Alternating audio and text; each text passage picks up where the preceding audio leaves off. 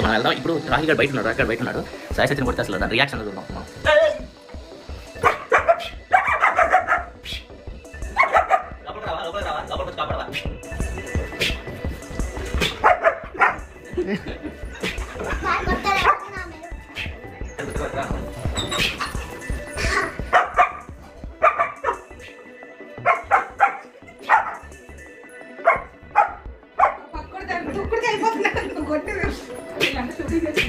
అర్థమైపోయిందా shooting అర్థమైపోయిందా?